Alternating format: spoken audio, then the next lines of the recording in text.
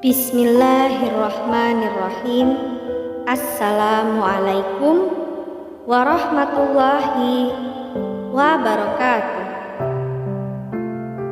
Syukur alhamdulillah atas rahmat Allah Subhanahu wa ta'ala, kita dapat berjumpa lagi di channel Surga Wanita.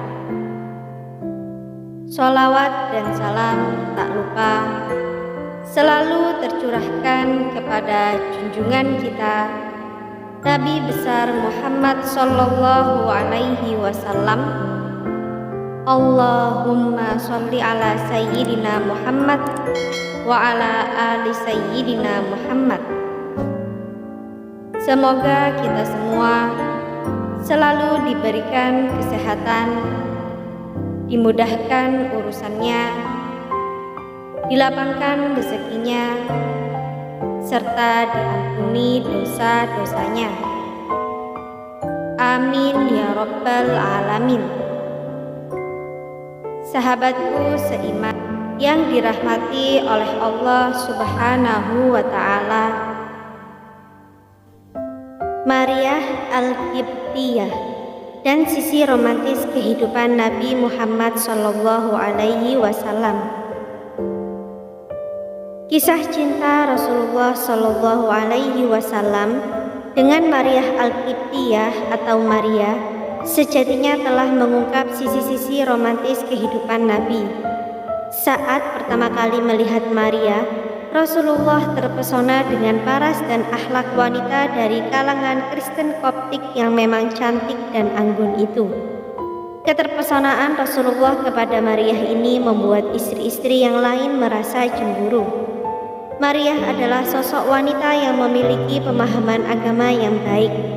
Dia juga telah disucikan Allah Subhanahu wa ta'ala dari prasangka buruk manusia.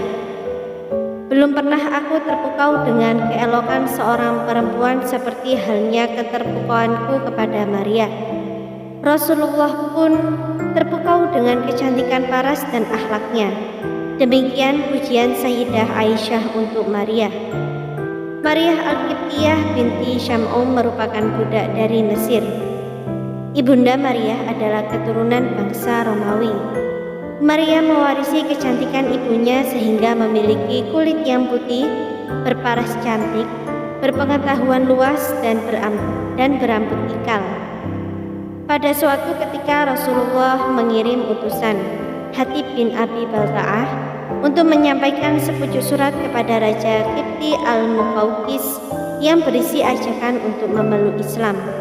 Raja menolak ajakan ini namun mengirim hadiah kepada Nabi. Hadiah itu antara lain budak bernama Maria, Sirin, dan Maburi serta hadiah kerajaan dari Mesir. Selain itu, raja tersebut juga memberikan hadiah keledai dan kuda putih. Selanjutnya, Rasulullah mengambil Maria untuk dirinya, sementara Sirin diberikan kepada Hasan bin Sabit. Kecemburuan segera membakar hati para istri Rasulullah ketika berita kedatangan Maria terdengar dalam rumah tangga Nabi, terutama Sayyidah Aisyah. Musababnya, Rasulullah sudah memperistri Maria. Rasulullah pun menyadari apa yang terjadi antara Aisyah dan para istrinya yang cemburu kepada Maria, sehingga Maria dipindahkan ke Al-Aliyah sejauh 3 mil dari Madinah. Di sanalah Maria menetap. Setahun di Madinah, Allah menghendaki perempuan yang sopan dan ramah ini hamil. Suatu malam, Maria menceritakan kepada Rasulullah bahwa ia telah mengandung. Beliau pun menerima kabar itu dengan memuji dan bersyukur kepada Allah. Berita tersebut langsung tersebar di Madinah dan semua menanti kabar gembira tersebut. Namun para istri Nabi menyambut dengan sedih. Rasulullah Shallallahu alaihi wasallam sangat bahagia mendengar kehamilan Maria, terlebih setelah putra-putrinya yaitu Abdullah, Qasim, dan Ruqayyah meninggal dunia. Maria adalah istri Rasulullah setelah Sayyidah Khadijah yang bisa memberi Rasulullah anak. Bulan Zulhijjah tahun ke-8 Hijrah, Maria melahirkan bayi laki-laki. Kelahiran anaknya menjadikan Maria sebagai budak yang merdeka sepenuhnya. Kehadiran bayi dari Maria ini mendapat sambutan gembira dari masyarakat Madinah. Rasulullah memberi nama anak laki-lakinya itu Ibrahim bin Muhammad. Harapannya kelak sang putra mendapat berkah sebagaimana nama bapak para nabi, Ibrahim alaihissalam. Saat bayi Ibrahim disusui oleh seorang istri tukang pandai besi bernama Abu Saif yang tinggal di perbukitan Madinah. Mendengar kabar gembira ini, para ummahatul mukminin bertambah dongkol. Pasalnya, setelah beberapa tahun menikah dengan Rasulullah, istri Nabi yang lain tidak kunjung diberikan anak. Pernah suatu ketika Aisyah mengungkapkan kecemburuannya langsung kepada Maria.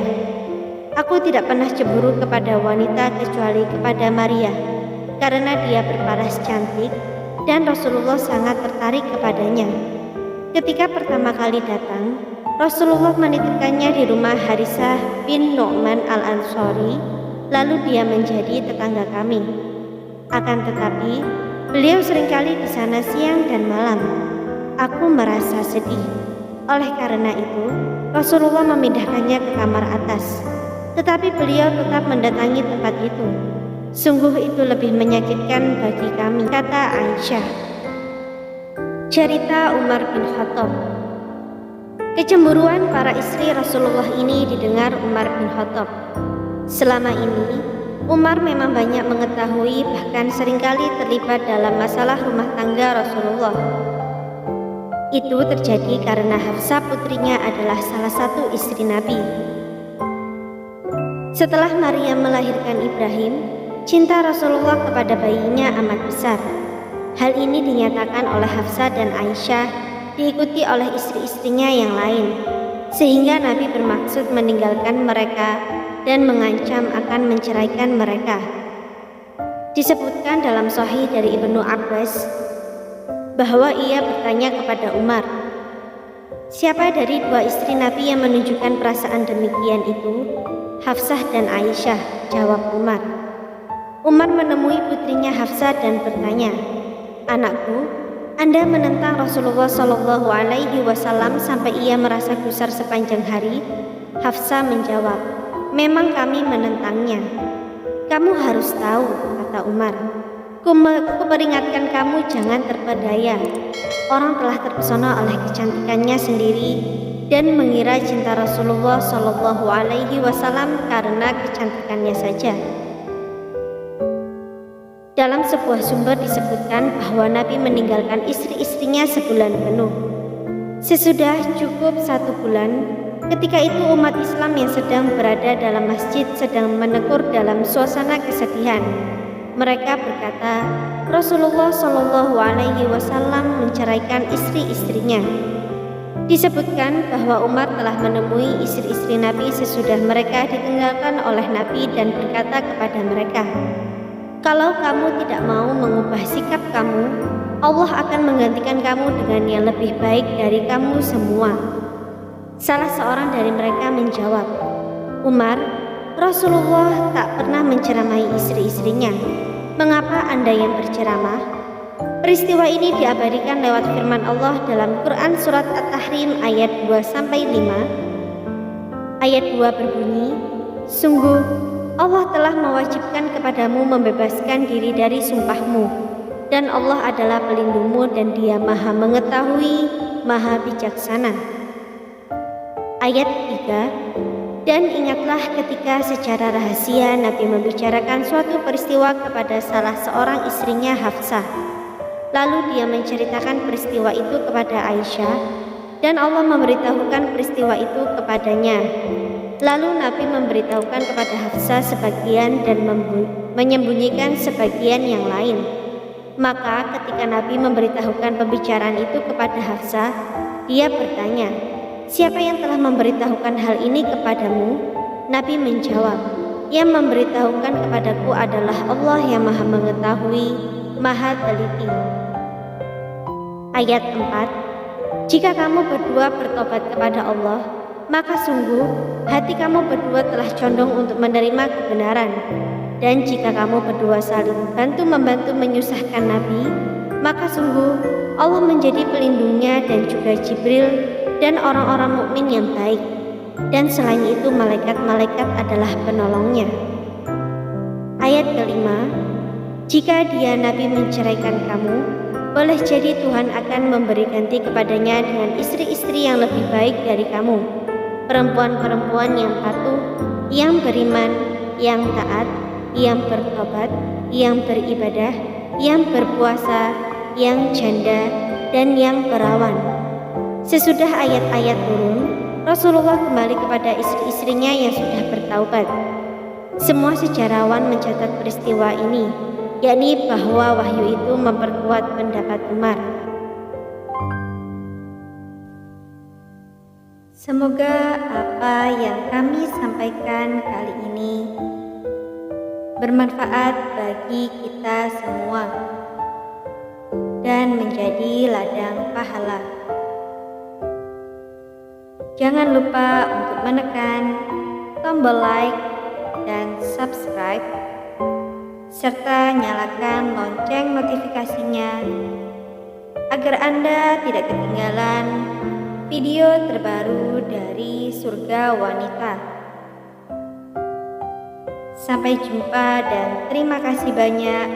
Wassalamualaikum warahmatullahi wabarakatuh.